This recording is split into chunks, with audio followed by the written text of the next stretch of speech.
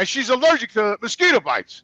She blows up. I don't know. I guess some kids have that effect. I don't know. I mean, like bees or her whole like eyes, blew off the mosquito bite. So, I sent her home. I had her that weekend. I sent her home with the big eye. So she calls me up.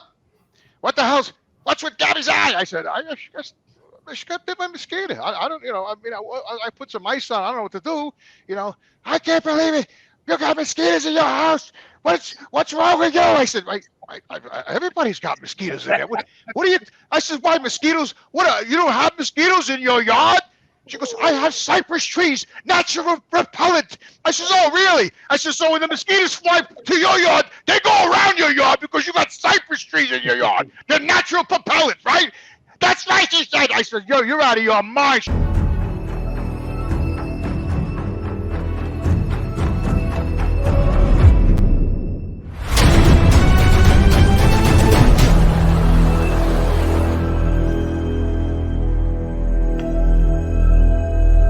I created Species Nutrition with one mission in mind: to provide bodybuilders and serious athletes with no-nonsense supplements that work.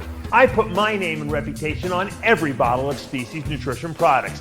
If you want to be your absolute best, join the evolution.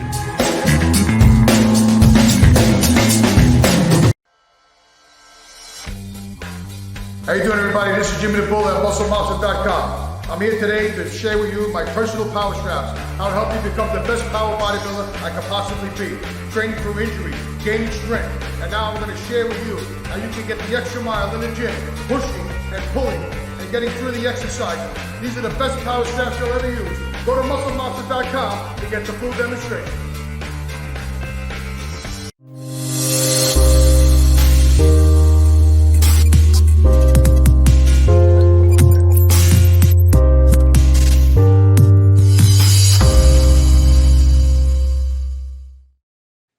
Welcome back to another exciting episode of Iron Therapy. I know you guys are sitting on your hands, shivering, waiting for this next part in the Jimmy the Bull saga.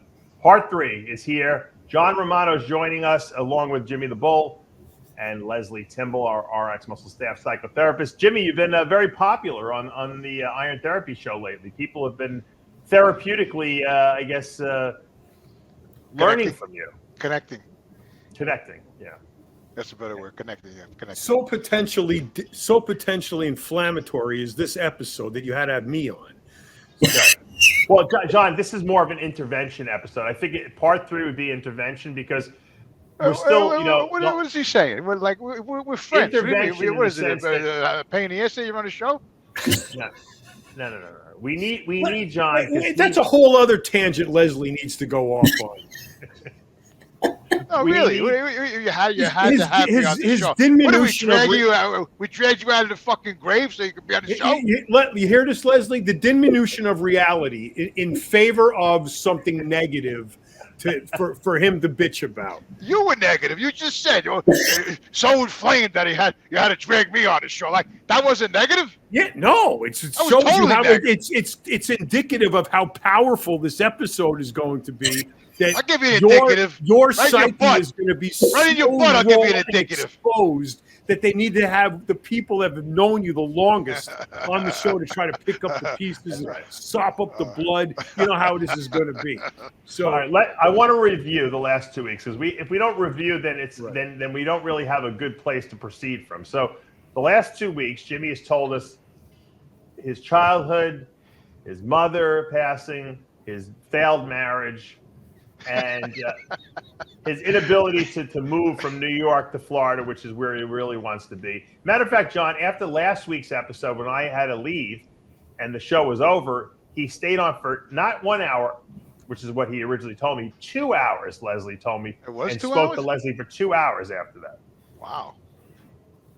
That's how easy I am to talk to, Jimmy. It just went like this. Yeah. And 2 hours. 2 hours? Lesley, are you charging him for this, or is this pro bono work? Oh, here we Pro go. bono. Pro bono.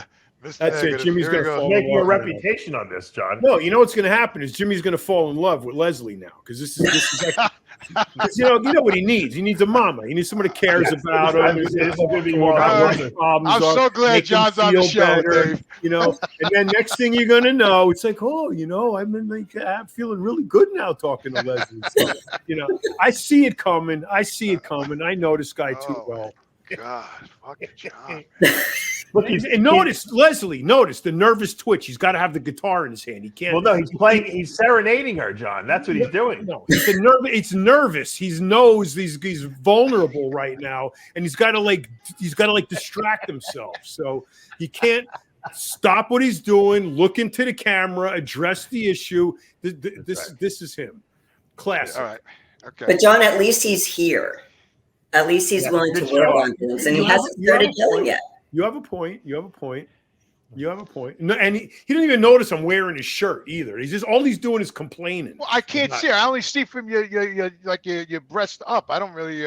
I can't see too much there. That's because you put the logo on the wrong side of the fucking shirt. That's why. I already told him that. He didn't listen. What do you mean to put the logo on the wrong side of the You're shirt? supposed to put the big logo on the front, not the back of the shirt. John, turn around. That's supposed to be on the front, not the back. That's nice. That's a good looking shirt. That's why you can't tell he's wearing your shirt. You know, Mr. G was on the Howard Stern show like 20 years ago. And I don't want to go into the whole story. He's already told it 40 times. He was training the Scott the engineer there to win some push-up contest that Howard Stern challenged him to. So they replaced him at the last minute because they realized he was too much of a lunatic. And they got that Radu guy, that celebrity trainer, but they felt bad that Mr. G really was the guy who was instrumental in coming up with the whole challenge and actually getting Scott the engineer in shape. They brought him in for the final tally where they were going to make Scott the engineer do the push-ups and see if he could do, I don't know how many push-ups he had to do, 18 or something like that. So Mr. G gets his brother to make up a shirt for him. Bodies by Mr. G, whatever the freak he was calling it back then. As seen on 2020. It's the problem was that they printed everything on the back of the shirt, just like Robbie printed for Jimmy everything on the back. So George was on the set the whole time, camera right on him, blank front, blank. Never saw anything about his business the entire episode. He got zero business from the whole thing on the episode. Has Troy Moore contacted you today yet? Yes, he gave me the picture of Bobby. The picture of Bobby? Oh my God. Big gut. Yeah. What's in there? He's got the big Lenny syndrome, I guess. Good Lord. That thing is sticking out like, I mean, pregnant women don't even stick out that far. Yeah. You know what it is? He's you know what they say, the fat, you know, what do they call those the big, you remember back in the like the 20s where they would have these big boss guys and they would be fat. What would they call them? Jabba the Hutt.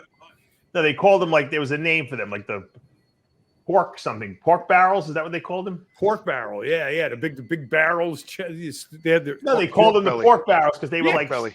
They were like a barrel. They were like a metaphor for like the gluttony of society. Like, so now that Robbie's making money and he's making T-shirts and his business is booming, I think psychologically he has to eat and make himself look grotesque to kind of fit the part, you know, so that people are not intimidated by him when he goes out there to make deals with people, you know. Interesting philosophy. What do you think about that analysis, Lesley? I think I'm becoming a psychologist. I think I'm going to go back to school and become a psychologist. You're going to be, more fun than being a doctor anyway. Yeah, there you go. I'm pretty close. All right, Jimmy. So people want to know, this is the culmination. This is your last session on the show for now. And we need to bring it full circle. Well, maybe Lesley should kind of lead it. Lesley, where do we go from here? You've heard all of Jimmy's stories. I'm sure there's a few that he didn't tell us. But where would you like to see the next part of this therapy session go? Jimmy. Yes. Let's make eye contact. He can't. Can't do it. Eye contact. Okay, so Jimmy, Mr. How many pounds are you able to do simultaneously for bicep curls? Simultaneously? Wasn't it like 150 pounds that you were able to do alternating dumbbells? Oh, the dumbbell. Yeah, it was. Yeah, we used to be $150. Yep. And it was like 1,015 pound bench. Yeah. Okay. No eye contact he's making. No eye. I noticed. Look at him. He's fidgeting all over the place. This is textbook. This is textbook. I had a couple of stories because, ever since Lesley was digging into my brain, about my past and everything, I'm doing a lot of soul searching lately. Good. So I was just in the supermarket. I got off work and I ran into my own friend Lenny. And I haven't seen him in years. And he's like, Jimmy, how you doing? I said, hey, Lenny, how the fuck are you? We were hugging in the supermarket. He goes, I remember your mother-in-law. I said, oh, shit, here we go. I said, I can't believe this. He's bringing this shit up. I said, I'm saying to myself, Lesley, she's digging the spirits out. I mean? Like, now this guy here in the supermarket. I said, what story are you talking about, Lenny? He says, when your mother-in-law tried to get you for medical negligence. I says, oh, yeah, I remember that story. I said, so what happened was my daughters were over at my house, and Gabby had a little cold or something, so I had to give her like a antibiotic with the spoon, whatever the hell it was. Anyway, make a long story short, yeah. I gave it to her. It was Sunday night. I gave it to her just before she went home, and she gagged and she, upchucked, from the, so I didn't want to give it to her again. So I called the doctor right away, and I got a hold of the nurse there. It was I think it was a Saturday or Sunday. I don't know. I got somebody. Anyway, I said, I just gave my daughter, I might have called the hospital. That's what I did. And I said, I just gave my daughter antibiotic. I said, she kind of boffed it up. I don't want to give it to her again. He goes, no. She said, don't force it on her. She'll be all right. Give her a couple hours. I said, well, she's going home now to her mother. Don't worry. She said, all right. So I said, I drove her home, dropped the kids off. I told Carrie, I said, listen, I gave it the medicine to Gabby. She choked up. I said, I didn't give it to her again. She goes, you didn't give her the medicine? I said, well, I just told you she got sick and I didn't want to give it to her again. I'm not going to force it down her throat. The poor kid, so I left. Oh, I got a letter in the mail like a few weeks later. Medical negligence, right? So the mother-in-law saw Lenny on the street and she was all excited. She goes, we got him. We got him. And my friend Lenny's like, what do you mean we got him? What do you mean? We got a medical negligence. We got it. So, Lenny, so Lenny called me. I already had the letter. I'm like, I had to go to court for medical negligence. I had to get a doctor's note, go to court, explain the whole story to the judge, and judge threw it out. But, so now Gabby gets stung by a mosquito at my house, and she's allergic to mosquito bites. She blows up. I don't know. I guess some kids have that effect. I don't know. I mean, like bees or her whole like eyes, blew off the mosquito bite. So, I sent her home. I had her that weekend. I sent her home with the big eye. So she calls me up. What the hell's? What's with Gabby's eye? I said, she got bit by a mosquito. I don't, I put some ice on. I don't know what to do. I can't believe it. You got mosquitoes in your house. What's wrong with you? I said, everybody's got mosquitoes in there. What are you? I said, why mosquitoes? You don't have mosquitoes in your yard? She goes, I have cypress trees, natural repellent. I says, oh, really? I said, so when the mosquitoes fly to your yard, they go around your yard because you got cypress trees in your yard. They're natural propellant, right? That's right, she said. I said, yo, you're out of your mind. She hung up on me, right? This is the shit I'm going through, bro. This is the shit I'm going through. Medical negligence, she told me, and the mosquito bites. I can't take it anymore. This was going on for years. And then people wonder why I'm always like, I'm like hair trigger to explode, right? Because I had that, it was like a screw in my ass for years, just wouldn't go away. You know what I'm saying? No, that's not what we think. We think you're nuts for fucking staying there. I wasn't staying there. I was already split up. I had my own house. Where are you now?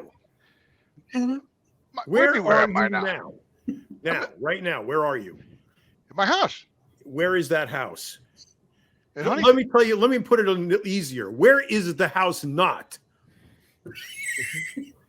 Oh, you sure? Oh, I see what you're saying. Yeah, Florida. Or South Carolina or whatever. Anywhere but there. So now after Lenny dug this story up, I got to tell you this quick one here. Then I'm going to get to Leslie's question, whatever she asked me. So I'm in Vegas. I'm at the Olympia, right? So my mother was home babysitting my kids at her house, the ex-wife, right? So my mother, you know, she was giving them treats, you know, Yankee Doodles. You know, I did the same thing. I went to court for that too, by the way. So anyway, the mother-in-law comes to relieve my mother. So she came in the house. They didn't really talk. And all of a sudden, the mother-in-law sees the wrapper on the table. She goes, "What's this?" And my mother says, "That's Yankee Doodles." She says, "You giving these kids unhealthy treats, Yankee Doodles? I want you to fuck out of my house now." She was pushing my mother out the door. This is in January. My mother. Your mother? Right? Yes. And I happened to be, you know, I was in Vegas that year. So at that time. So she threw my mother out of the house. Threw her out. Well, my mother, all she had was the phone. She didn't have a jacket, a pocketbook, a keys, a car was in It was snowing out. It was the middle of January. My mother's outside, no jacket, banging on the door. The fucking lady wouldn't let my mother in the house, right? So my mom calls me. I answered the phone. I thought something was wrong. I'm in Vegas. I said, "Yeah, Ma, everything all right?" She said, "Grace just threw me out of the house." You know, I said, "What do you mean threw you out of the house? What happened?" She said, "She just forced me out the door.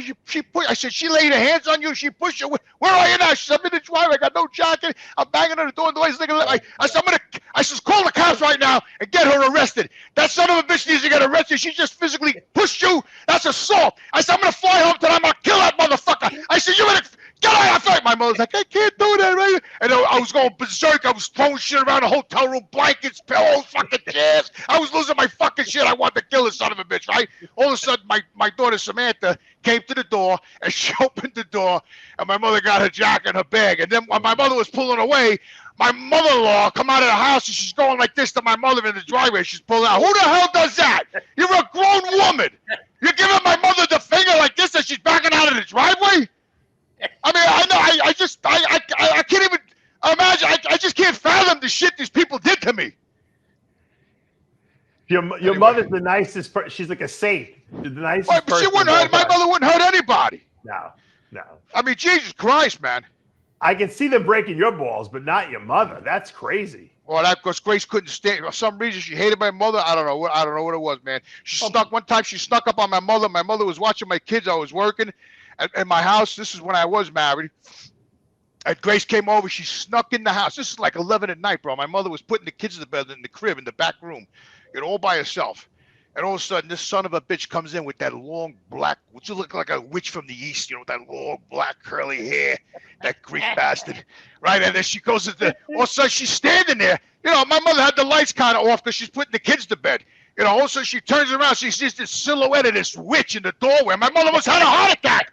You know, the woman didn't even announce herself. You know, she's just standing there, like didn't say, "Angie, I'm here." You know, just like I stood there. You know, my mother turned around, she was had a heart attack. She called me, she left. She goes, "That son of a bitch, Grace was standing there, just standing there. She should let herself in. She just stand there." I says, "Ma, please don't start with that woman, please. They're out of their mind." I said, "Just let it go. Go home. I'll call you later. Go ahead, please." Oh my God. And this wasn't the first and it wasn't the last incident with your mother-in-law. Oh my God.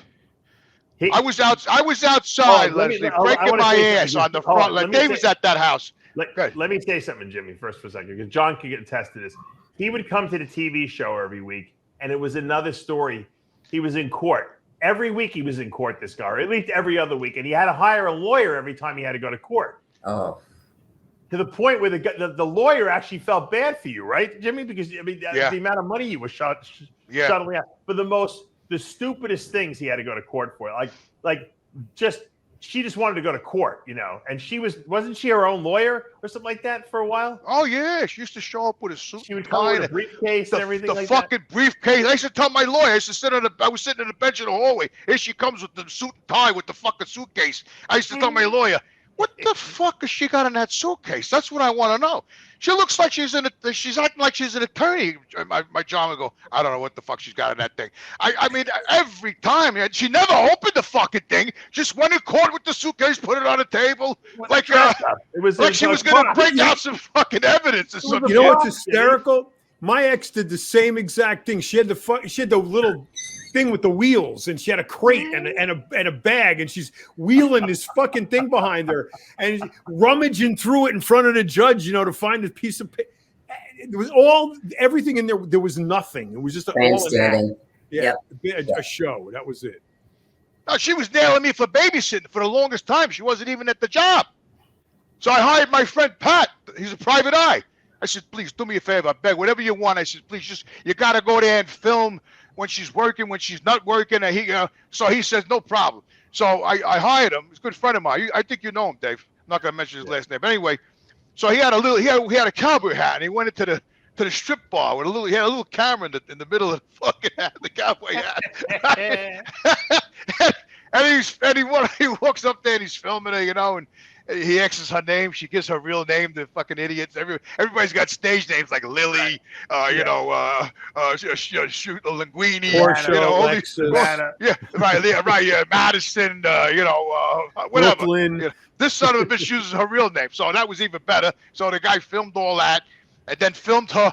He was across the street. He filmed her pulling up with a car at work, and then jumping out of her car, getting another car, and leaving. And then hit me with babysitting bills. The son of a bitch wasn't even there. And her mother, I had to write checks to her mother. Her mother was supposed to be watching the kids, and she was going to the job. This is true shit. And jumping in another car and leaving the car there like she was working, right? Oh, so my private eye got all. I had like hundreds and hundreds of dollars of babysitting. I had to write it to this son of a bitch, a mother-in-law, you believe, on top of it. Wasn't even like a real babysitter. I had to pay this bitch, right? So anyway, make a long story short, we go to court. I had the private eye outside. He had all the film, pictures, every fucking thing, right? Because she was coming after me for all that money, the babysitting, right? So her lawyer, I think I told you this before, Dave. Her lawyer name was his name was Cherkoff, right? That was his name. So anyway, I got thrown out of court with that. But anyway, make a long story short. So now, we go inside the courtroom and we're talking about all the money, and the judge said, listen, she goes, I'm going to tell you what. She goes, I'm getting a headache. She goes, I want you guys to go out the hallway and settle on a number and all, and just because I can't deal with all this. Right? So we went out the hallway, me, her, and the two lawyers. And I said, John, what are we going to do? I said, I got Patton out in the parking lot. Wait, he's got everything. He says, all right, hold on. He goes over to Cherkoff, right? And he said, listen, he says, if your client doesn't drop this right now, we got somebody outside the parking lot that's going to come in and just destroy her. So what do you want to do? So he went over. He goes, let me ask my client. He goes over to her. Yeah. Two seconds later, he came back to my lawyer, John. He goes, all right, we're going to drop it, right? I said, oh, really? We're going to drop it. I said to my lawyer, well, how about all the fucking money I gave them? Yeah, we're going to just drop it. He goes, all right, we're going to talk to the judge. Don't worry, hang in there. Right, we're going to go back in the court. I said, Jesus Christ, I gave this bitch like a couple of $1,000 already. He goes, don't worry, we're going to get it back, right? We go back in the court. We stand in front of the court and in front of the lawyer, the judge.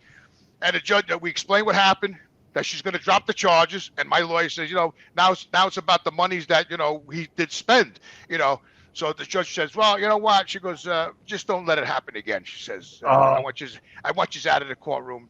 I don't want to see this again. I said, you want to see this fuck again? I just fucking like $2,000. So we went out in the hallway. And I was flipping out of my lawyer. My lawyer's like, he goes, Jimmy, just forget it. Let it go. Let it go, right? So we had to go outside. We got in the parking lot. I'm cursing at her. She's going to a car. You fuck. I said, you fucking son of a bitch. I said, how do you like that, you bastard? Yeah, oh, my God. It was unbelievable. Yeah. The last lawyer I had at her, we were sitting trying to negotiate using one lawyer. Big mistake. I'm telling everybody that right now. If you're getting divorced, do not use a mediator lawyer. Go get two lawyers, because I did that at the beginning, and I got raked over the coals, man. I used this fucking lawyer that she wanted to use, and the guy stuck it in my ass with everything, man. All right, every time I was arguing with her at the table, I was going to get all hot and heavy. He stuck a piece of paper in front of my face like that. He calmed me down in like 2 seconds. I fucking calmed down. And then he put the paper down. He goes, you all right now? I says, yeah, I'm all right. Unbelievable, man. Get in trouble, though, for calling her lawyer jerk off in the courtroom? No, I had my cousin had this guy, Manny, right? He was like a gangster lawyer, right? I didn't want to hire the guy. I was like, fuck, I got to use somebody. Hired a guy, $12,000 retainer he wants, right? I said, Jesus Christ. I give it the money. I'm going broke. And he's Manny. He's a little Greek guy, little fucking nut job. He was like 4 foot high. We go in the courtroom, and we're talking back and forth, whatever the case was. I forget what it was at that time. And Manny keeps calling the guy. So anyway, jerk off. Can we, and the judge says, please stop this right now. And Manny goes, well, his name is jerk off. She says, I know what you're doing. She says, I watch it. He goes, yeah, but the guy's name is jerk off. And she goes, get out of my courtroom right now. Get out of the courtroom. So we go out the hallway. I go, Manny, what the fuck are you doing? You're getting me in trouble over here. He goes, what am I going to do? The guy, his name is jerk off with a K, cough, not jerk off with an O. Stop, please. You're getting me. I'm going to call my cousin. You're not going to ruin my relationship with your cousin. I said, well, then stop calling the guy jerk off and let's just get back in there and end this shit. Go back in the fucking courtroom, stand in front of the judge. Anyway, Your Honor, I'm sorry. I want to ask Mr. Jerkoff. Get out, she said. Right, that was it. We got out of court. That was the end of the fucking court. So I called my cousin. My cousin says, "Don't worry, you got to use him anymore." I said, "How about the $12,000 I just gave the fuck? What do you mean? What do you mean I'm not going to use him anymore? I gave him $12,000. This prick." He goes, "Sorry, don't worry about it. I'll talk to him." You gonna talk to him? I said. I never saw that fucking money again. Fucking mark that up too. Just go on and on. I have a question for Lesley. Mm-hmm. How is it that Jimmy has not had an aneurysm yet? Let's not bring it on, John. I might have one today. It's called the wonder of the world. He's always, practically daily, I would say, he's blowing a fuse. How is it not? How has he been able to mentally survive all of this so far? Well, Leslie's bringing all this shit back out of me, man. I was laying in bed last night thinking about all this shit because I knew I was going to do the show. I didn't want to let Dave down. I want to let you down. So I said, I'm laying in bed and I started going back into my past. I'm like, holy shit. So Jimmy, this is my fault that you're going through this. I said, how about the videotape? The fucking dinosaur, the lost to the land, the dinosaurs. You know, when the kids, the dinosaurs, the mother died and he was crying. He was walking. Yeah, right. Yeah, I was right. I had that. It was her fucking 8-track, whatever the fuck it was, right? So they come over here, the kids, and she brings them with the bag, with the movies and this and that, all this shit. So I was sitting down that night, and we're watching I put it in my fucking machine, the fucking tape, right? And it's playing. All of a sudden, the fucking tape starts going, and all of a sudden it goes, all the tape went inside the fucking VCR player, right? Oh, no. I said, oh, my God, I'm pulling the fucking thing out. I'm pulling all the fucking tape out like this. I said, this thing is fucked. I said, forget. So we had to watch another movie. So anyway, the weekend was over. She comes to get the kids. I give her the bag. She opens the bag. She searches the bag. That's what she does. She's searching the bag, right? To see if I'm bringing everything back. Like, I want your shit. I just in the bag. She goes, where's the land of the lost? I says, oh, yeah. I says, shit. I said, the machine ate that. I says, I'm sorry, That was $25. I said, all right. I said, I'll get it to you. No problem, right? She leaves. Bro, I didn't hear the end of the $25 for the fucking land of the lost. Was going on for months and weeks and months, texts and phone calls. Dropped a letter in my mailbox. I want the $25. I was like 2-3 months. I couldn't take it no more. My brother's like, just give it a fucking $25. I said, it ain't about the $25, man. It's the fucking point. The machine ain't the fucking tape. What the fuck? She's busting my balls for $20. He goes, just give it to her, Jimmy. You need sanity. Give her the fucking $25. I said, fuck it. I call her. I said, I'm going to drop the fucking shit in your mailbox in an envelope. She goes, thank you. I fucking went past the house. I stuck the fucking $25 in. I spit on the fucking mailbox. And I fucking closed the door and I drove away. Wouldn't it have been so much easier to just have bought a new tape and put it in the bag? Why do you do this to yourself? It was the point. It was the principal job because she was the principle should be mitigate stress. That should be the principle, okay? In any John, you don't understand, John. Jimmy, I've been divorced when this shit goes on that. Listen, you're coming from a place of peace and bullshit. I got 4 ex-wives and 3 ex-kids. Don't fucking tell me that. I'm talking about right now because you're not in the fucking heat of it right now. I know you relax, you're chilling, you're in Carolina, you're by your pond, you're making rock walls, you're doing your thing. That's nice. I love it. It's great. But I'm still kind of stuck in this shit. All right, so Anyway, make a long story short, when you're fucking all wound up week after week after week, the littlest fucking thing. No. Back up. Land of the Lost was fucking 20 years ago. You're not mixed up in it now. That was old shit. The point is your reaction to it. You should have just gone in a fucking store, bought the goddamn tape. You probably could have found a rerun for $10, put it in a bag, and be the end of it. And now you're bringing this all up now, 20 fucking years later, and you're so twisted up about it. You're ready to blow another O-ring in front of Lesley. I mean, this is like, I'm out of words. But John, I want to answer your question. How is he still I'm giving Lesley my fucking history, my background, all this shit I put up with. Hello, I'm still here. So, John, you're like the judge, Lesley, in that trial. They couldn't say too much. So it's a bit of a miracle that Jimmy's still alive. Yeah. But we want to keep him alive. So I was telling Dave about this. Dave, what was the show? Remember I was telling you about when you first interviewed. I forget what the show was. Lesley, I showed you my mom, right? Yes. Picture of my. I want to show everybody my beautiful mother. This is why I fought so hard for her, and I loved my mother to death. She was my best friend, my advisor, everything you could imagine. So this is my mom right here, Dave. Zoom in. Look at my mom. What an angel she was. Look at her. Look how beautiful. You could just see my mother, how she was just a beautiful person. You could see it. There wasn't a bad bone in her body, and my ex-wife and my mother-in-law picked on her to no end for this innocent woman all those years. All right, that's what got me like a fucking animal, because you fuck with my mother, you're gonna fucking get my horns up, man. That's what happens, man. Don't fuck with my mother, and that's what they used to do. They used to fuck with her, and I just drove me out of my fucking mind. They're lucky they're still alive. How about that? So let me ask you this, Jimmy. When they first committed these crimes and going through all this stuff, you had a choice to saying, I'm drawing the line. You're not doing this to myself or my mother again. I'm done. How's that, Lesley? What he wanted to see is the kids, though, Lesley. That was the problem. Of course. I had a balls. Now, listen, that would have been great if I was packing my fucking bags and moving out of state, and I would said, "That's it, I had enough." Ma, let's get out of here. Because that's what my mother was in the hospital. She wanted to, when she was going to get out, she said, "Let's sell everything and go to Florida." I said, "Ma, let's just get you better, and we'll sell everything and we'll go to Florida. We'll get a fucking big house. You live with me in the house." That was our plan, but she never made it out of here. But I had and the you kids. haven't left, and she wanted you to go to Florida, and you haven't even left. She wanted to go to Florida. Not yet. Leslie. Mark my words. He is going nowhere. Nowhere. You know, I tell you too, John, everybody's fucked up in their fucking head, right? Even when my mother was in the hospital, we were trying to get her out of the hospital, right?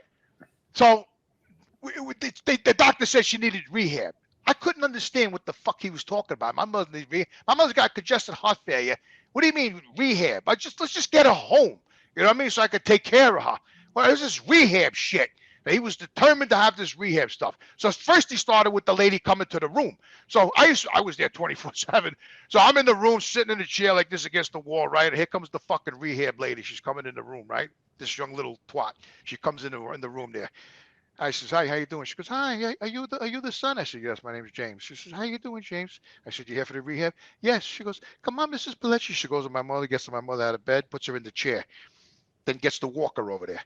My mother stands up. She walks with my mother 5 steps, right? I'm watching. I'm sitting right against the wall.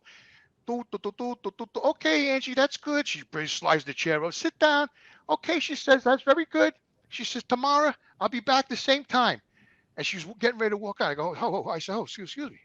I said, "That was rehab?" She says, "Yes, I gave your mom some physical therapy." I said, "That was 5 fucking steps?" I said, "How much do you fucking charge for that? Because I got to get this job. You walk in here, you get my mother off the bed into a chair, you stand her up on a walker, you 5 steps you get my mother's going, "Jimmy, please stop." I said, "No, Ma, I got to ask this lady. 5 steps you get my mother. That's therapy? And now you're leaving because you got 6, 7, 8 more fucking people to go see?" She says, I don't need to hear this. I said, well, don't get the fuck out of the room like everybody else. Just go ahead. She fucking left. Then I had the fucking nurse come in and tell me I can't talk to people that way. I says, really? My mother just got therapy, 5 steps. I said, that'll take her 10 fucking years to let the time this woman's fucking treating her. So anyway, we finally get her out of there. We get her to the nursing home. Right now, we had to find a nursing home with a fucking dialysis machine. Good luck. So I was running all over the fucking place, man, trying to find a place that has dialysis. You got to have a nursing home with a dialysis machine in the fucking place, right, in the facility. That's what you have to do because she was on dialysis. Anyway, get her in there over here, this fucking dump down the street over here. We get her in the ambulance. I was so happy to get her out of the hospital. I'm driving behind I'm in the car, drive behind the ambulance, go to the fucking nursing home. We get in there. They set her all up, sign her up. I'm with her. Get her in the room. There's this old lady in the room with my mom, because that's they bunk in there, right? So here's the old lady. No, I got nothing against the old lady. She's there. She's an old age home. She's there. She gets in there. So my mother sits down, and my mother wanted the bed by the window. The old lady was by the window. I says, Ma, I don't know what we could do about that. I said, she goes, I want to be by the window. I said, well, let me talk to the nurse. She goes, and it's so hot in here. I said, well, let me turn the air on. I turned on the air conditioner. The old lady goes, you got to turn that air off. I said, lady, I said, ma'am, with all due respect, it's like fucking 90 degrees in here. She goes, I want that air off. It's too cold in here. I said, well, can we just leave it on for a little while? I said, I'll turn it off. She goes, my son's going to be here shortly. He's going to know about this. I said, your son's going to be here shortly? Good. I said, well, I'll be here. Don't worry. When your son comes, I said, I'll talk to him. No problem. I said, right now, let's leave the fucking air on, okay? I go over to the fucking nurse's desk. I said, my mother wants a fucking bed by the window. Can we do that, please? You got about 90 fucking rooms here. Half of them ain't even filled. Could you accommodate her, please?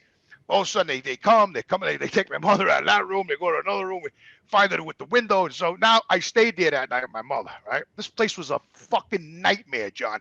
Fucking people up against the wall, naked like this, up against the wall, going like, right? Another guy in a wheelchair, he was fucking facing, he was against the wall, in the wheelchair like that. Hey, talking to him like that, I'm saying, this is a nursing home?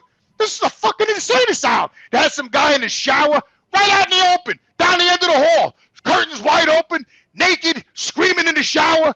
People yelling from the rooms, help me, help me. I says, holy shit, this is like fucking Nightmare on Elm Street in here. I says, Ma, we can't stay here. She goes, what am I going to do? I said, I got to stay with you tonight. Fuck this. I said, I'm not leaving you alone. These people are fucking nuts in here. So are the fucking nurses' aides. They're all crazy too. So I sat there with my mother. 11 o'clock at night rolls around. I'm fucking half out in the chair. The nurse comes in. She says, what are you doing here? I says, what do you mean? Well, I'm here with my mother. You can't be here. I says, what do you mean I can't be here? She says, it's against the rules of the nursing home, the insurance policy. I said, listen, with all due respect, I'm not leaving my mother, all right? I was at with my mother for 3 months in the hospital. I am not leaving my mother here in this fucking place, okay? I'm staying here with my mother. Got that? That's what she goes, I'm going to get the security. I says, go get the security. Go ahead. I'm going to call the cops too. I says, gotta go call the cops. So my mother's like, Jimmy, you got to just go. Please, just leave. I was like, fuck that, Ma. How you leaving? You let him call the cops on the phone. What am I doing? I'm sitting on the fucking chair here. She goes, I know, but the nurse don't want you here. She goes, please, come back in the morning. I says, all right. Well, I was fucking fuming, right? So I get out. I fucking go down the hallway. I tell the nurse, I'm leaving. I'll be back tomorrow. And I fucking walked out of there, right? So now I'll make a long story short. I wanted to get my mother out of there. The place was a nightmare. You probably know the place, Dave. I'm not going to mention the name. I'll probably get sued. But anyway, the next morning, I'm going all over the place trying to find a facility. I ran into this one over there on the service road by the expressway. Nice place, right? And I happen to know the girl. I used to go to school with her. She was there. So now I'm getting all of a sudden I get a phone call while I'm talking to the lady. I was crying to the lady and everything. I said, I got to get my mother out of here. It's a fucking nut house. She goes, I know the place. I said, please, you got to help me. She goes, well, you got to get it signed out. You got to go back there and sign it. I said, I'll do whatever. All of a sudden I get a phone call. It's my mother. I answered the phone. I says, Ma, what's the matter? She goes, they're killing me in here. It was like 9 in the morning. She said, they're killing me. They're killing me. I says, all right, Ma, I'm coming right now. I said, listen, I'll be back. I hung up the phone. Me and my brother flew over there, right? I go to the fucking building. I go to the front door. I'm banging on the fucking door. Door's locked. It's fucking like 9:30. Like the nurse comes to the door. I says, can I come in, please? I says, I have to see my mother. Oh, we don't open the doors till 11. 11? I said, listen, you got to do me a favor. You got to open these fucking doors now. My mother just called me. She's screaming. She's all crying, upset that she said the nurses' aides are killing her in there. I said, you're going to open this fucking door right now. I'm going to break this fucking thing down. She goes, I can't open the door, so I said, you know what? I'm banging on the fucking glass doors like this. My brother's like, Jimmy, stop. The cops are going to come. We'll come back. Look, he's dragging me by my shirt to the car like this. I'm 30 years old. I fucking got in the car. We take off, right? Then we go back at fucking 11 o'clock, right? Like the bitch said. And we go in there, and I go to my mother. My mother's crying. She's upset. The fucking nurses were tossing her like a fucking pizza dough in the pizzeria, you know, turning her over, wiping her, like very rough with my mother. You know what I mean? I said, Jesus Christ, I can't fucking take this anymore. You know, so I went over to the desk. I said, listen, I want to get my mother out of here. Oh, you can't get her out of here. I said, what do you mean? What do you mean I can't get her out of here? She says, well, you have to talk to the head nurse. Oh, let me talk to the head nurse. I said, she's over there. I went over there. I said, listen, I got to get my mom out of here. She goes, oh, you can't get your mom out of here. That's against the medical, whatever the fuck it is, you know. If you take her out of here, all the bills are on you. I says, let me get this straight. If I take my mom out of here, all the bills are on me? She says, that's right. I said, what kind of fucking place is this? I got to take my mother out of here, all the fucking medical. What is this, like Nazi Germany in this fucking place? Right, so my brother's trying to calm me down. I'm yelling at her, right? And all the other nurses are coming around me. They're trying to calm me. I said, you hear what Nurse Ratchet said? I called her Nurse Ratchet right to her fucking face. I said, this motherfucker's telling me if I take my mom out of here, all the bills are on me. That's real fucking nice, right? So anyway, I left. I went back to the other place. I was trying like hell to get her out of there. And all of a sudden I get a phone call from the nurse. She says, hi, James. I said, yeah, everything all right? She says, your mother's lungs are full of water. I just checked her with the stethoscope. She says, we got the ambulance coming. She's going back to Huntington Hospital. I said, Jesus, thank you, Lord. I said, I wasn't thankful for the water, but just to get her out of that fucking nightmare place. She says, don't worry, she'll be back, though. You know, her pocketbook is here in her suitcase. You can leave it here. I said, there's no fucking way I'm leaving my mother's pocketbook and her suitcase there. I'm coming to get it. No, you don't have to. She'll be back. No, I said, I'm coming to get this shit. Don't worry. I drove back there, and I got the fucking suitcase in the bag. She's like, are you sure? I said, absolutely. I said, and thank you for checking my mom and getting her out of this nut house. And I fucking left. Holy mackerel. Yeah, that was just at the nursing home. This shit was going on for months, bro. All right. Months. 41. Hold on, we're 41 minutes into the show. You still haven't answered Leslie's first question. 41 minutes already. Yeah, Answer the question. I'm going to need therapy just to have I know. I feel like I'm again. shell-shocked. Yeah. This is repeat. I mean, it's just traumatic. Jimmy, there was a show you did with Dave, and you were the first interview he did on his show on RX. It wasn't RXMuscle, it was another show, and you were calm as a cucumber. It was called Behind the Muscle. Behind the Muscle, yes. Thank you, Dave. Oh. Yeah, I was in Brooklyn. I was showing them the streets of Brooklyn, and is that what you're talking about? Yeah. I think there was more than one part. I want to say there were 3 parts to it, and you were calm in every single one. What happened? That's why I want to ask you. You're capable of having conversations and not losing it. So I'm wondering, is there a pattern? Well, I'm gonna tell you why I'm fucking losing it, Lesley, okay? Because when I was doing the show with Dave Behind the Muscle, he was interviewing me. He wanted to know my past. So I was calmly explaining to him about Brooklyn and my family. We used to get together on Sunday over there in Avenue U. And, you know, I actually filmed it. We made pasta. The whole family got together because my cousins still live over there in Bensonhurst, right? Yes. How was that? Oh, yeah, there's my cousins. Yeah, that's us in the kitchen in Brooklyn. Yeah, and then my cousin's bar on Avenue U. Every Sunday we used to get there and cook sauce and meatballs and spaghetti every fucking week and drink our asses off and just scream and yell. That's all we did in the fucking place, man. Yeah. So anyway, I was explaining that to Dave. Oh, you found that fast, Dave. You're good, man. You're fucking good. Here I am. Look how happy you were. I was going to say you're smiling. Well, this is what I'm trying to explain to you, Liz. Okay, so that particular airing was Dave was interviewed. Look how calm Dave was. He asking me nice questions. I was telling him about past, my family, my grandmother. She came over from Italy. How I got the Iron Bull name. My grandmother gave me that name, right? So I was just explaining it to him, very calm. This show here, all right, I'm getting you're digging in my brain. So you're pulling shit. You want to know where my anger issues coming from, all this other shit. Why I'm a victim. There's my mom right there. Yeah. There's my mom, my daughter. Yeah, that was nice. That was nice, man. Can you look at him now, Lesley? I know. Exactly. Look at the wave of calm that washes over him when he sees the family. I just wanted to see my mom again. You couldn't reverse that. The meatballs and that's what's meaningful to him is the tradition, being Italian, going to having the Sunday dinner and the foods that we eat, and that's all very important to Jimmy. Look at that, and all of that is now that's what he wants. He wants that back. Yes, that's my daughter next to her, Samantha, my older daughter. Oh, okay. And that's my cousin Denise Pelleccia right in front of me there with the dark hair. That's okay. That's with the blue family. Yeah, right there. My cousin. That's my father's brother's daughter. They got 3 kids. I got like 30 cousins, man. I got them all over the place. But that's the boss. See the pool sticks in the back and all the OTB cards. That's what we used to do. We used to get together and just eat and hang out. It was nice. The whole family, Yeah, that's gone anyway. But so anyway, that when Dave was doing that, he was asking. So I was going into like the pleasant mode. I was telling him about the family and the upbringing, I don't know if people. I told Dave how I got the Iron Bull name. My grandmother, when she used to constantly. My grandmother lived in a nightgown, 24/7. All right, she used to pick her up from Brooklyn, be in my house. She never got out of her nightgown. I was it 24/7, cooking, watching TV, whatever the hell it was, And she used to go to bed. We're the same, When my grandfather walked out of the house, she said he died. My grandmother wore black for fucking 20 years. I don't know why to this day, because the guy was alive. All right, but that's another story, right?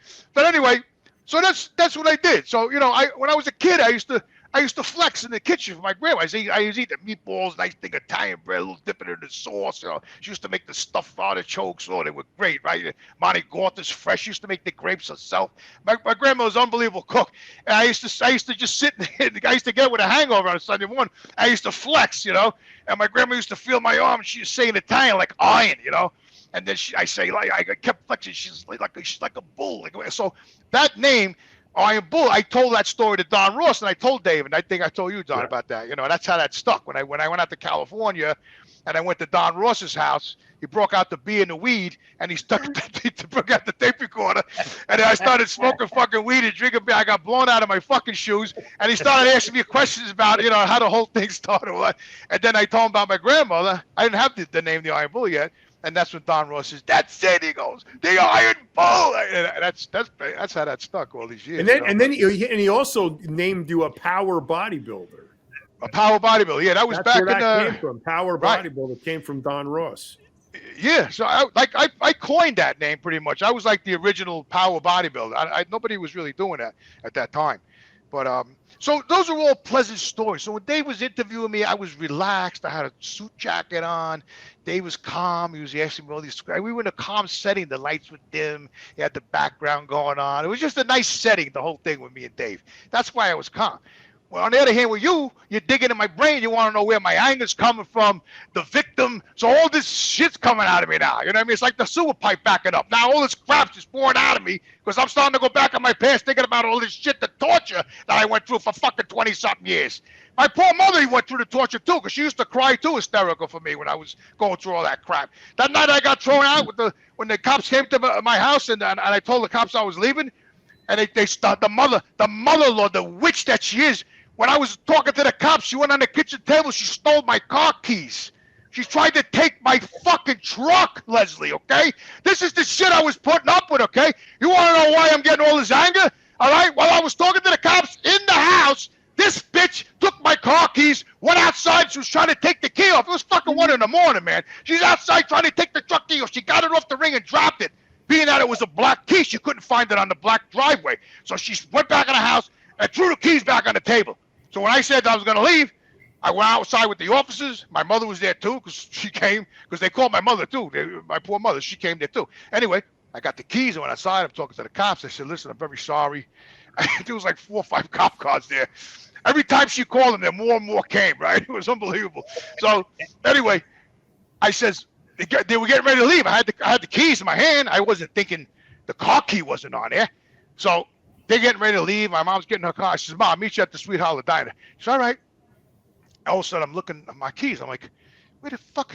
As soon as I walked out of the house, these bitches closed the shades, slammed the door, like I was a fucking murderer, right? The shades came down, the door slammed shut. They shut the house tight. I'm like, look at these motherfuckers. I'm out of the house. They're shutting everything down. All of a sudden, I don't got my key. So I said, officers, I said, don't leave, please. I said, I don't have my car key. I said, that son of a bitch took it off the ring. All of a sudden, the one cop got out of the car. He was pissed, man. He went over to the door, and he was banging on the door. Right? And they opened the door, and he says, if you don't give James back his key, you're leaving the house, and he's staying, right? That's what the cop told, right? So while all that was going on, the cops were all in the driveway with the flashlights, and then one cop goes, he goes, I found it. I said, oh, my God. So then we left. I got the key and went to the diner, my mother. And I was sitting in the diner. My mother, I was fucking crying, and I was upset, and my mother was crying. She says, she's an animal. I says, I know, Ma. She's a fucking animal. They're animals. The mother's an animal, too. They're animals. She said, I can't believe it. Unbelievable. When I finally got the apartment, I tell you, my brother, it was my mother's house. My brother was living downstairs. I had nowhere to live. I told my wife, I said, you want me out of the fucking house now? I got nowhere to live. Where am I going to get a hotel room? I don't give a fuck. Wait for your next Twin Land paycheck. I said, I got to wait for my next Twin Land paycheck? I said, how about giving me some fucking money? Go in that fucking safe where all my money is, 20, 30, 40, whatever the fuck you got there, and give me 5,000, 6,000, get the fuck, I'll fucking leave. She wouldn't give me any money. So, anyway, I stayed at my mom's. Finally, the apartment freed up at my brother's house. My brother was renting to this couple upstairs. He worked nights. This bitch didn't work. My brother used to see the guy leave at 5 o'clock, go to work. And about an hour later, this car would pull up and another couple would get out and they go upstairs. And, my brother would hear like noises up there, the floor banging and, wailing and going on for hours. And then they would leave, I said, well, my brother told me. I said, what's going on up there, Anthony? He goes, I don't know. I think they're swinging. I think she So anyway, one night the guy came home and caught her in the act. This bitch was going online, finding swingers. They were coming to the house cold. They didn't even know these people. And they were all fucking upstairs while this poor guy's out there breaking his back, right? So that fucking ended right there. So it was perfect timing for me. So I got the apartment, you know what I mean? So I gave my mother the check. She won $900 a month at that time. So I didn't, I knew that if I gave my mother that check, that was like the final move of, away from my wife, you know what I mean? Because I was going to give it. So I wrote the check out and I was giving it to my mother. My hand was shaking like this with the check, John. And my mother was grabbed it. Now she was pulling it. And I was pulling. I didn't want to we were fighting with the check. And all of a sudden my mother, she took the check, and I was like, oh, fuck, I'm in now. You know what I mean? And I'll never forget it. The first night I slept up there, man, it was fucking the middle of winter, snowing, fucking miserable like New York is, right? I'm up there laying in the bed. That's all I had was a fucking bed. That's it. Nothing else. No TV. Nothing. Because I just got in there, right? Laying there in the fucking bed. It was snowing. I'm looking out the window. I just start fucking crying, thinking about my father. My grandmother passed away. Now this bitch throws me out. I can't see my kids. I was just wailing and bawling in it. I did a lot of suffering with that shit. You know what I mean? You want to know where my anger comes from? That's where the fuck it comes from. I'm still sore over it. Or relationships like that. Then you want to have then you want to meet a girl and have a nice relationship. Yeah, till their fucking horns come up and they fucking stab you in the back and rape you. That's what happens. That's why when I go to the supermarket, I see a couple shopping together. I'm like, oh, look at that. I said, yeah, let's see how long that's gonna last, right? The only people who stay together are the old timers. Nobody stays together anymore. It's all bullshit. Nobody trusts each other. Everybody lie to each other. Every fucking married guy I know looks at other broads. He goes, oh, look at that ass. I said, you're married, bro. I know, but, I can look. I'm not dead. I said, you can look in that. You got a wife. I mean, like, this shit goes on everywhere, bro. How do you trust anybody getting in a relationship anymore? How does that happen? Consider the source, Jimmy. You don't. That's a fucking source. I see a woman in the supermarket. She's walking. She's pregnant like this. We're walking with her husband. The belly's out here. I'm saying, good luck. Good luck with that kid. And Jimmy, I want to say I have to call bullshit on something that you said earlier. You're basically saying that I'm the reason why you're having all this rage, which I understand under these episodes, but don't tell me on After Hours, because I watch the other RX shows. When I've seen you lose it, that was me, because you weren't even on my show at that point. So you need to take a little ownership that you've had some anger management issues before you came on my show. Yeah, like 30 fucking Yes. years. But I want to say, I do. I do, Leslie. No, I'll rephrase that. I'm not really blaming you. It's just, it's I don't know, because maybe in my mind this is like a therapy show, you know, and so all my shit's coming out. You know, I don't really mean it. I'm not directing it at you like you're doing it. But I gotta be honest with you. After we do all this shit, and I leave and I go out, I'm good, man. I go down to the cemetery, take a drive to the village. I go get a slice of fucking pizza. How about that? I'm in a good fucking mood after this show when I leave. I'm happy. I'm happy. Well, that's good, but that's still a Band-Aid because you're not executing on some of the homework I've been giving you. If you want to be able to, this is you rolling your eyes, I know. But this is. No, I'm listening. My neck is hurting. I'm just trying to stretch it out. Yeah. He's like 12 years old now, Johnny. Yeah, right. But my son, every time my son goes in timeout, you know what? He's I got to go to the bathroom. I got to go to the bathroom. He's like, you just went to the bathroom 3 seconds ago, and I got to go to the bathroom. You know. Also, I got you know, before we get off the right? Lesley, before we get off the show today, I want to like, just, you know, I don't have all the people's names that, you know, wrote me and stuff, but I got to say there's a lot of really nice people out there that wrote really. Oh no! You believe this shit? The second he's be acting human, this is my fucking shit, John. This is what happens. So what I want, can you hear me, Dave? Was my audio fucked up? We can hear you. The second you started acting human, right? Because the spirits, they don't want that for me. Don't get me started on this.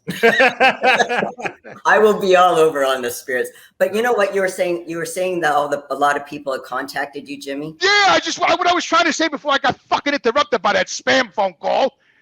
I wanted to say I really wanted to thank all the people that wrote all the beautiful things, and they touched, you know, especially with their moms. You know, the people loved their mother, and a lot of them lost their moms too, and they were relating to my stories, and you know, it was nice. It was like when I do After Hours with Dave and Iron Rage, you know, I get different type of letters. But I have to say this show was beautiful messages from people. Really nice messages, man. To touch my heart. I was reading them, and I was actually touched by many people out there that wrote really nice stuff. And then, you know, so I just want to thank them for that. I read them. I can't remember everybody's names. I should have wrote them down, but I probably would have been about 30, 40 people. But it was nice, and it was due to the show, you know, and it was due to you because you made me touch on it, and I don't really do that on After Hours. I talk about the flat Earth and, you know, other shit that goes on in my life. So this was a little different for me. I actually liked it. I enjoyed it. I let some shit out. I touched a lot of lives out there, a lot of people. Well, people can identify with a lot of issues that you're bringing to the table. So when you're able to be on the show, so I thank you for being open and vulnerable, because not everyone can do that. Other people will benefit because they'll see what we're talking about and give them maybe some strategies or things to think about. Because, you know, when I triggered you on, if it was Iron Rage or Iron Therapy, I forget which one, about calling you, doing the victim. And that's what kind of sparked all this. It's not the victim that, you know, that you're powerless necessarily. It's that you allow certain negative, like the wife, well, now ex-wife and the mother-in-law, who have more issues than a magazine. But basically it's letting these people continually come after you. It's one thing to say, hey, you know, maybe we can put some boundaries in, but if your wife wasn't able to put boundaries in, I'm like, look, you know, we have to have a serious conversation. And if it comes to the point of they're not listening to you or they're ganging up on you, is you come to therapy, because a therapist is going to help you set some very clear boundaries. It's either accept it or go. And this would likely have happened either before the kids, or even if there's kids involved. You don't stay. I understand why people stay together because of the kids, but that can be very toxic too. Now there's complications with, you know, the courts going over with going on the mother's side way more than the father's side. Absolutely. And that's another discussion. But what I really want to talk to you about, and why I wanted you to share these stories. I had a better relationship with my children after I split up with my wife. Okay. And I'm going to tell you why. Because when I was with her, if I would have said, Sam, don't do that. Leave her alone. Gabby, Get off there. They even let it there. You know, anything I did, I was always blocked or corrected or this and that. Couldn't do it. I put a jacket. I don't want that jacket. I go get that jacket. You know, one time I was walking in the supermarket and I saw these two old couple. Right, the guy was an old man. He was pushing the wagon like this, Lesley. He was leaning on a car. He was walking like that with the car, right? And she was about fucking 30 steps ahead of him, right? And she kept turning around. Ernie, I told you to hurry up. The corn's over here, Ernie, not over there. What are you looking over there for, Ernie? The corn's not there. The corn's over here. And I turned down to my wife and I said, you see that shit going on there right now? She said, yeah. That'll never fucking be me. You understand? That'll fucking take a good look at that because you will never get me to that fucking state. Do you understand what I'm telling you right now? That's what I told her in the fucking supermarket when I was watching that bitch screaming fucking Ernie for the fucking corn. That's what the women do to you.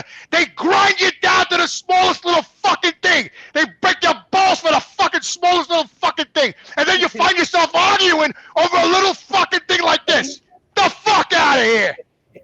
So when I got my kids, I had a better relationship because when my kids came over, now Dad's here.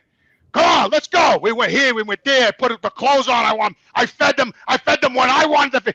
Dinner, I made aglio, pasta, meatball. I fed them when I wanted to feed. I fed them what time I wanted to feed them. I put them if I wanted to watch TV on Friday night with my kids, I watch TV. I don't hear some bitch saying, they need to go to bed. No, they don't need to go to bed, motherfucker. They're going to watch TV with me and movies till fucking 10, 11 o'clock at night. When they fall asleep on the couch, I'll pick them up and I'll bring them to their beds because I'm their dad. And this is my fucking house. I have a question for Lesley.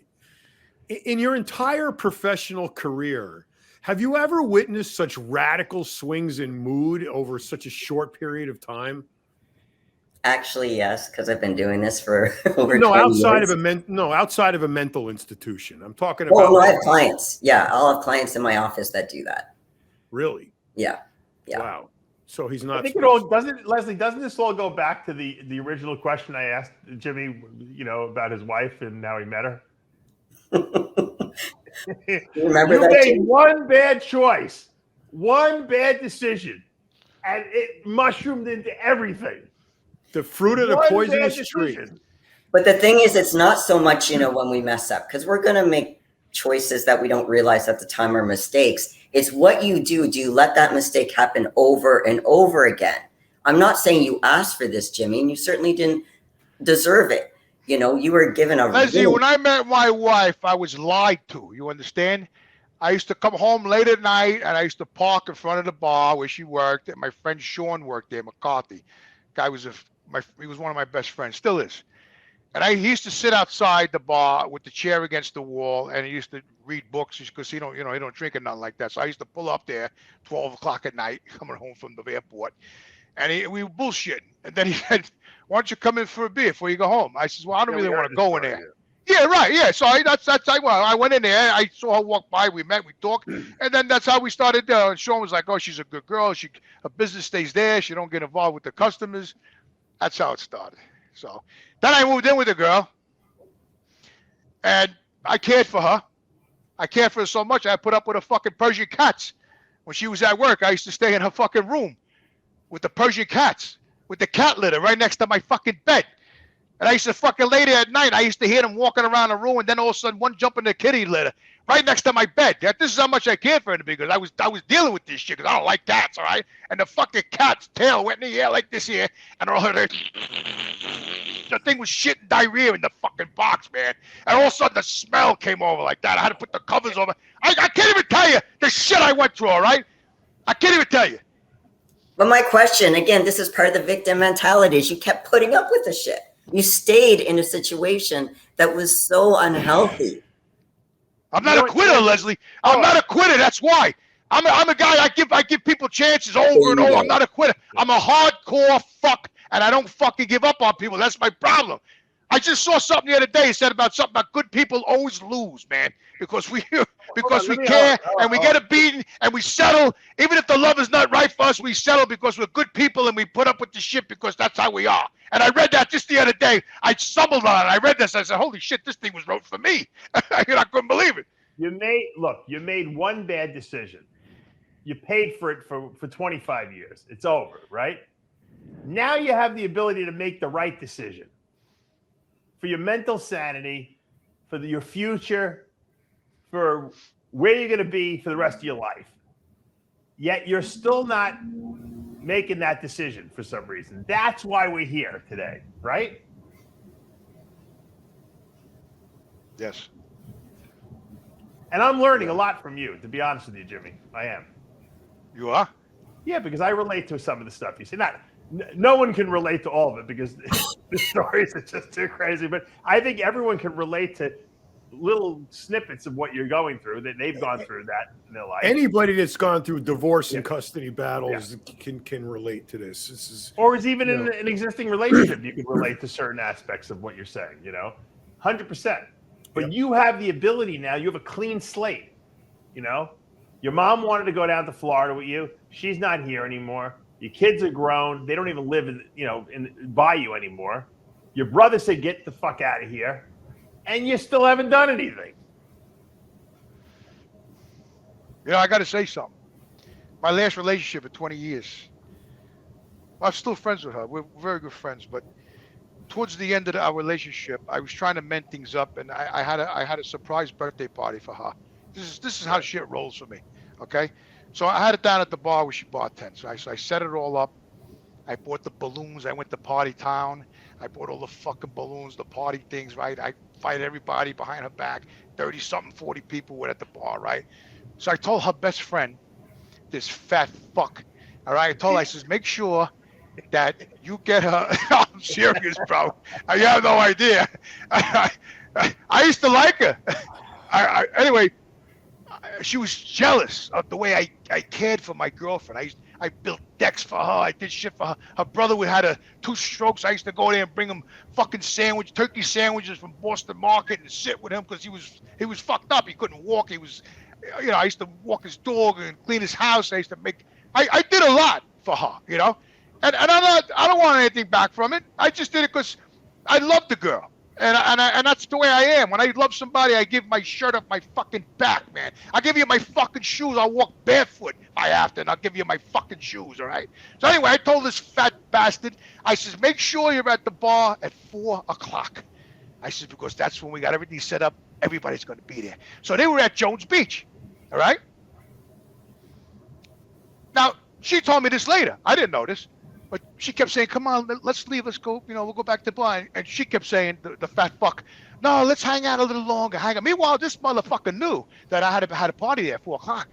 And she kept saying, no, let's stay. And she kept giving my girlfriend more wine, more shots, another joint, another fucking hit of fucking Jack Daniels, right? And, fucking her roll up. And it was now it's 4:30. Now they left Jones Beach. You know what it's like, Jones Beach leaving 4:30 on a fucking Saturday. Oh, yeah.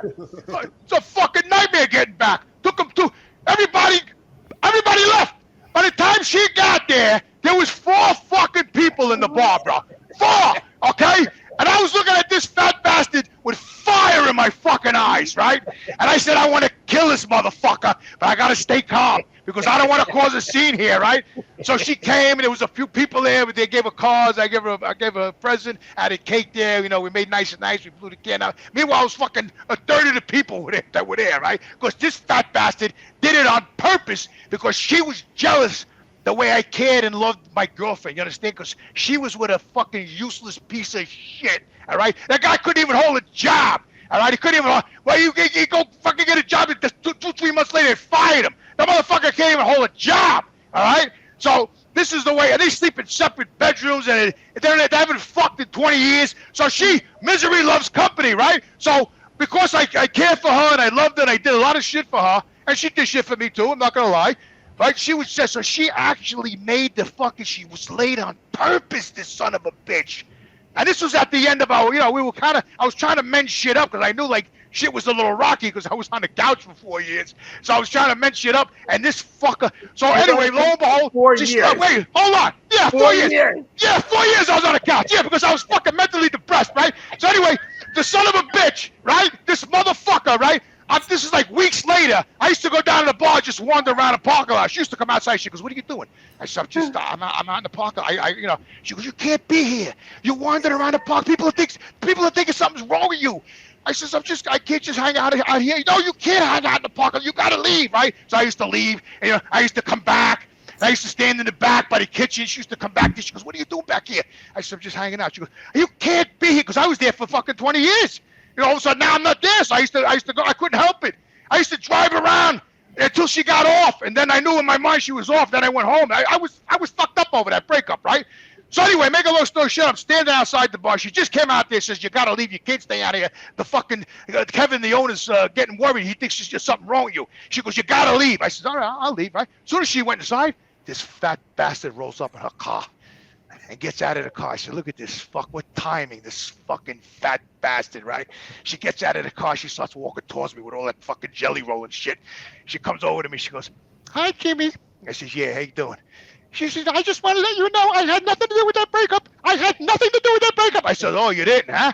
I said, you had nothing to do with it. But you had to get out of the car. That's the first thing out of your mouth, is that you had nothing to do with the breakup. You know why? Because you're guilty, motherfucker. That's why you came out of the car and you had to say you had nothing to do with the breakup, because you know you did, you motherfucker. All of a sudden, my girlfriend comes running out. She goes, you got to leave. That's it. You got to leave. You're screaming. Everybody's looking out the windows. You got to get in your car. You got to leave. I said, yeah, I'm leaving right now. I feel better now that I told that fat bastard my fucking piece of my mind. I got my car and I left. So this is going to happen, Lesley. He's going to move to Florida, and on the weekends he's going to drive back to New York to wander around the cemetery and the bar and all his haunts. The hospital. I just don't is this cathartic? I mean, what's the purpose of this? I mean, I'm being traumatized by this. Me too. The fucking purpose, John, is Leslie's trying to open my mind on the show. So I'm opening I'm being open on the show with people. I'm being open. Okay, but we need to kind of zip on the examples. I'm sure there's quite a few more, and they'd be very entertaining.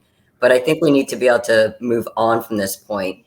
And I think a lot of this is entertaining. What do you mean entertaining? This is that way. When that fucking bitch got out of the car and told me she got nothing to do with my breakup, I flipped the fuck out on her. That wasn't entertaining to me. I wanted to choke that bitch out. I get that, but the thing is this happened how many years ago? 6. Okay. So the fact that it's still bugging you isn't 5 or 6 years ago. You're dwelling on the past and you're letting the past consume you. Do you understand why?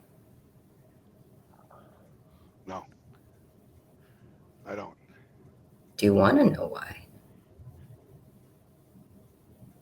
I don't know. I don't know. Maybe because, I don't know. I'm still floating around, and she called me the other day out of the blue, and she told me it was Billy's birthday yesterday, my friend who died on the motorcycle. I said, oh, okay, I'll call my cousin, because she was married to him. And then she started talking about the past. You remember when me and you, Billy, went upstate on the bikes and went to Pennsylvania? I said, yeah, I remember. We had such a great time. And she was talking about all this stuff from the past, and Lake George. And I said, yeah, of course I remember. And all the. And then she said, we really got along. It was always just about money. We always just to fight about money, but we really got along. I said, yeah, a lot of the fights about money. And she goes, remember the time that little coach showed up at the house and they were going to turn our lights off? I said, yeah. I had to give the guy $700 to stop him from turning my lights off. Of course I remember, So she was bringing reminiscing all the stories. So after I hung up the phone, I was driving the truck actually when she called me.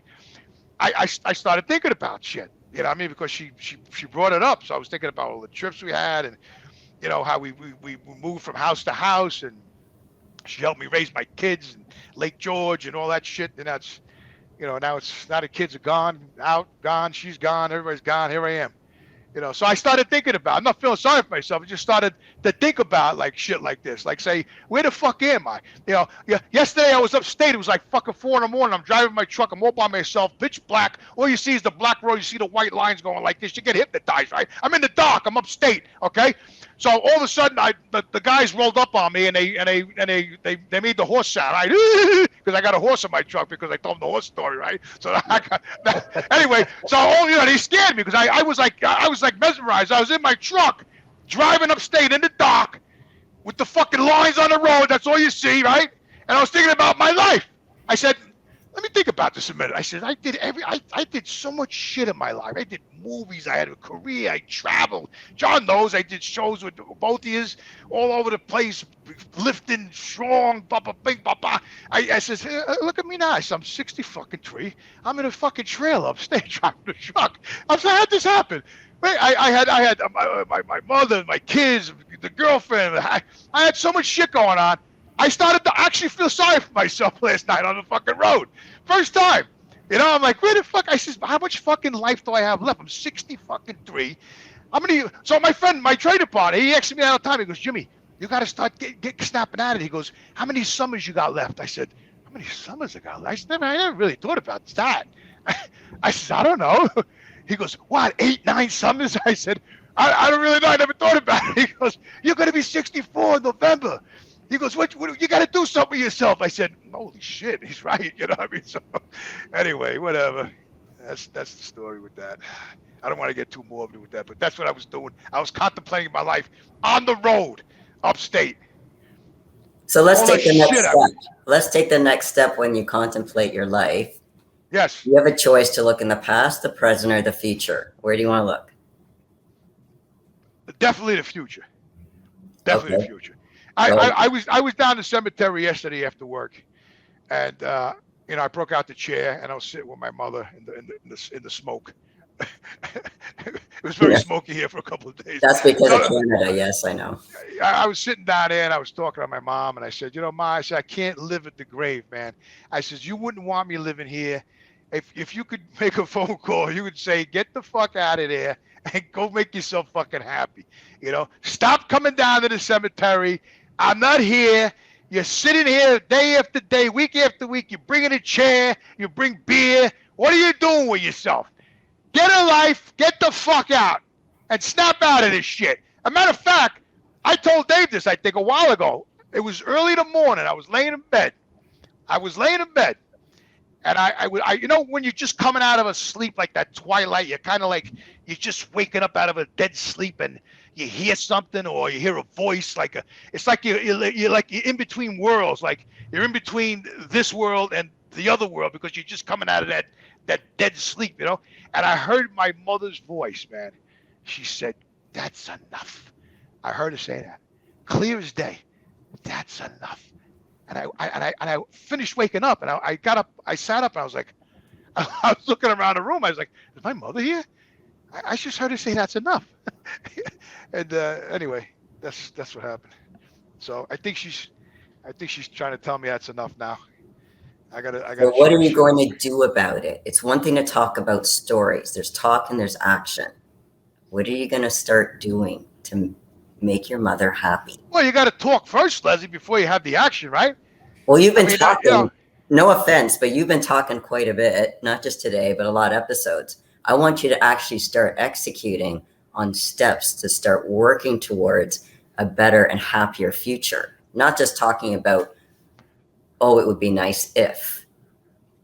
You're the Iron Bull. Take your identity back and bulldoze your way to a happier future, but you got to make it happen. You got to strategize.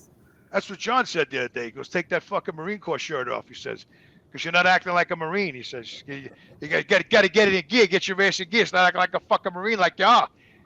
Not only I was a fucking Marine, I was top graduate out of Paris Island. I graduated dress blues. I was the top recruit. I was a fucking animal at boot camp. What the fuck? What the fuck is wrong with me now? You sound like a cat going meow. I want the lion to come out. Bring out the lion. In this case, the bull. There you go. All right. I'll start working on some changes. But you know, I gotta say, at this point, Lesley, we had. I knew he had to say something. Because Jimmy, we had this all mapped out. Remember, I know. You were going to finish with the oil, with the truck in the fall, and then in the winter, and in the spring, you were going to wind things up. And you were going to be here for 4th of July, where you were going to bring your motorcycle, and I'm going to fix it for you in my shop.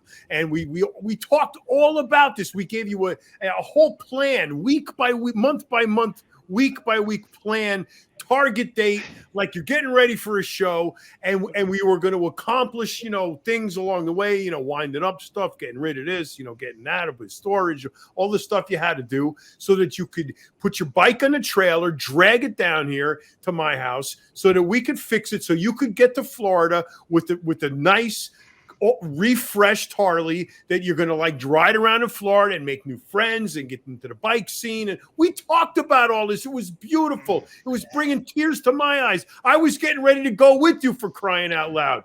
So we had the whole thing planned out. What's he doing? I got to say, John, you're 100% right. And Dave, you got to get that fucking can down because you keep blocking that fucking picture. No offense, I love you to death, but it's killing me, that can. So anyway, make a long story short, I agree with you 100%, John. Okay, there you go, man. That should be on the wall. That's a beautiful picture of me and you, Dave. You were managing me. I was wrestling. Yeah, I remember. You remember that? I was in the warehouse wrestling those two, whatever. Women's bodybuilders. Maybe Melissa rest in peace. Oh my God. Jimmy, back to topic. What were you saying that you were going to execute? Lesley, you got to wrap this up. I got to go. I got shit to do. Okay, what are you going to commit to do? I don't know. In order to have goals, it's also. You see, Lesley, nobody cares. Nobody cares. He's got to go. Nobody cares. You've been talking for an He's hour got shit and to 20 do. minutes. You've been telling us stories. This is the third week in a row. You're on hour 4 already. Okay, accountability right now. What are you willing to commit to doing? Because we're going to hold you to it. I'm going to move this fall. Step. This fall, I'm going to go down. I'm going to go down to Florida. Now he's back to now he's moved the goalpost. Now he's in the fall. It was supposed to be the spring. He's visiting here. You're going to visit? Is that what you mean, or what specifically do you mean, Jimmy? No. I'm going to come down. I'm going to stay there for the winter and work and look around and do my thing. First, I'm going to stop at John's. I promise I'm going to come. I'm going to do the trip, bring the bike, then stay with John for a little while. Then I'm going to head down south and I'm going to work and I'm going to spend the winter down there at least. And if everything works out, then that's it. I make the final move and I'm done over here. I can't be in New York anymore anyway. Memories are killing me. All I do is drive around. I drive around the village. I pass restaurants that I was with the family, the cemetery. I can't do it no more. It's just, it's killing me. And your mother doesn't want you to do it. But the question is, what are you going to do between now and the fall to make it happen so it doesn't get extended for another year? Well, that's what I'm doing right now. I'm working my ass off because I'm saving every dollar possible. So I could, when I leave in October, I got to stay for Lee. After Lee leaves, then I'm leaving. That's when he comes in October. I gotta hang with. He's gonna stay here with me. We're gonna go to Jersey. We're gonna do the whole thing together. So after he leaves, then that's when I'm gonna go. I already got it planned out. I called my friend already down there. He said he'll find me a place. So I'm working on it right now, Lesley. I really am. I gotta make a change because I'm gonna end up like Sparky. I don't want to end up like Sparky. The guy I drove with the truck with for years. He was like in his 70s. And I kept telling him, Sparky, what the fuck are you doing? You're fucking 75 years old. You're still driving a truck. He goes, I want to go to Maryland. I could live like a king down there. My pension, this and that. I said, well, go fucking go. He died. And that's the end of that. So I don't want to end up like that, man. I don't want to work to the end and that's it, especially here.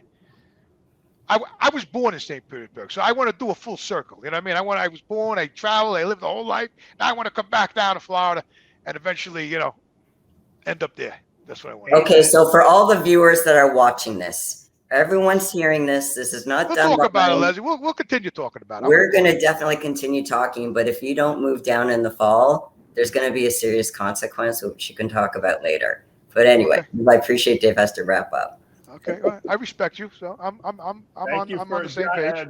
John, thank you for joining us today, of course, and Jimmy for your supreme openness and candidness. I think people really can relate to the stories you tell, and even if they are a little exhausting after a while. But the one thing I will tell you this: you have an uncanny ability to take any situation, which is something which I told you, just like my father. And you can make the most miserable situation funny because you can point out the absurdity of what's going on in the moment. And I think that that's a special skill and talent that you have, which is not everyone has that. Most people, if they told the same stories, John, Lesley, and I'd be crying the whole time, but instead we were crying with laughter because you find the absurdity in everything that you do, which is it makes up for the way he designs. It makes up for the way he designs T-shirts. Well, he didn't design that. That's a Rob Smalley special, John. So the way he approves T-shirt. Yeah, design. he approves it. Yeah, right. Well, I appreciate you wearing this shirt, John. It makes me feel good. Jimmy, the thing I gotta be honest with you, those straps hurt my fucking wrists, man. You're not using them right. They're so rough, and I mean, I thought the neoprene was supposed to make them soft. I wear them all the time. I must be doing it wrong. You probably, you must be doing it wrong. I got to see when I. You got to break these in a little bit, John. I guess mine are not broken in at all. I got to run over. Send Lesley a pair. No her free therapy she gives you. No T-shirt, no straps. No T-shirt, no straps. You owe her. You better send her a nice little care package. You know, Lesley, it took me 35 fucking years to get anything out of this guy. So.